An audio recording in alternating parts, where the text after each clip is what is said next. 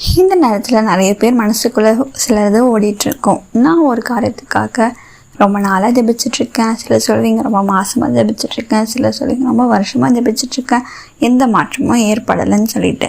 இன்னும் கொஞ்ச நாள் தான், இவ்வளோ நாள் எப்படி நீங்கள் உங்கள் ஃபெய்த்தை விட்டு விலகாமல் உங்கள் ஃபெய்த்தில் ஹோல்ட் பண்ணி இருந்தீங்களோ அதே மாதிரி இன்னும் கொஞ்ச நாள் நீங்கள் ஹோல்ட் பண்ணிடுங்க. நீங்கள் நினச்ச காரியம் கண்டிப்பாக சந்தோஷமாக மாறும்.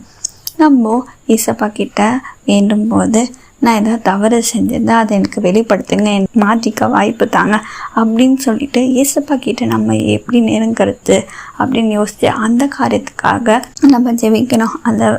அதை தாண்டி இது ஏன் என் வாழ்க்கையில் நடக்குது, எனக்கு மட்டும் ஏன் இது நடக்குது அப்படின்னு சொல்லிட்டு இந்த காரியங்களை குறித்து நம்ம யோசிக்க ஆரம்பிச்சோன்னா ஏதோ ஒரு வகையில் நம்மளுக்கு அது ஒரு அவசுவாசத்தை நமக்குள்ளே ஏற்படுத்தலாம். அதனால் என்ன ஆனாலும் என்ன நடந்தாலும் ஏசப்பா செய்கிறது என்னுடைய நன்மைக்காக தான் செய்வார் அப்படின்னு முழு மனசோட நம்பி நம்ம என்றைக்கு அவர்கிட்ட அர்ப்பணிக்க ஆரம்பிக்கிறோமோ அன்னிலேருந்து நீங்கள் பார்ப்பீங்க, உங்கள் வாழ்க்கையில் நீங்கள் எந்தெந்த காரியத்தை குறித்து ஜெபிச்சிங்களோ, எந்தெந்த காரியத்துக்காக பயந்துட்டு இருந்தீங்களோ அது எல்லா காரியமுமே நன்மையாக மாறும். சரி, இந்த பாட்டை கேளுங்க.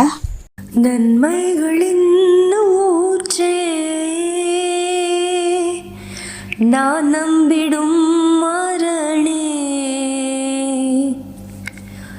கலங்கரை தீபமாய் கரை சேர்க்கும் தெய்வமாய் அசைந்தாடும் ஆழியில் அசையா நங்கூரமாய், கலங்கரை தீபமாய் கரை சேர்க்கும் தெய்வமாய் அசைந்தாடும் ஆழியில் அசையா நங்கூரமாய், நம்பிக்கையே ஆராதனை நங்கூரமே ஆராதனை